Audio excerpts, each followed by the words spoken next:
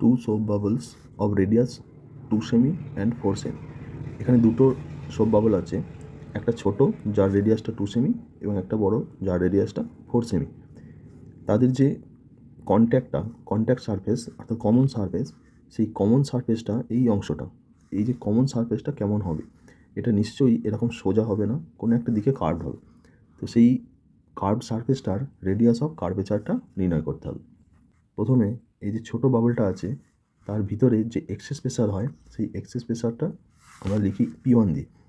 অর্থাৎ P1 হবে access pressure P1 সমান 4T/2 মানে আর তার রেডিয়াস। এখানে টিটা কি? এখানে টিটা হলো যে সোপ বাবলটা নেওয়া হয়েছে তার সারফেস টেনশন অর্থাৎ লিকুইডটার সারফেস টেনশন। যা বড়টার একইভাবে হবে P2, এইটা হয়ে যাবে 4T/4 তার রেডিয়াসটা। এখানে দেখা যাচ্ছে যে P1 এবং P2-র মধ্যে P1টা বড়, তার কারণ এখানে নিচে 2 আছে আর এখানে নিচে 4 আছে।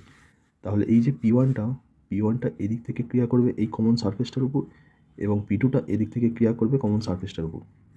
যেহেতু P1টা বড়, এদিকে P1 এদিকে P2, যেহেতু P1টা বড় তাই এদের কমন সারফেসটা এরকমভাবে বেঁকে যাবে। তো এই যে কমন সারফেসটা হলো, এর রেডিয়াসটা যদি আর হয়, অর্থাৎ এর রেডিয়াসটা যদি আর হয়, তাহলে সেক্ষেত্রে আমার এক্সেস প্রেসারটা হবে P সমান 4T, একই সূত্র অনুযায়ী 4T/রেডিয়াস আর।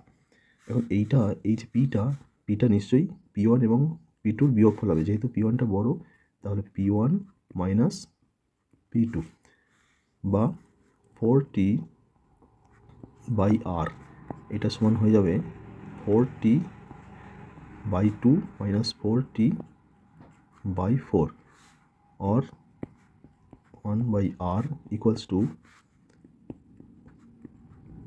1/2 minus 1/4 মান 4 2 minus 1 1/4,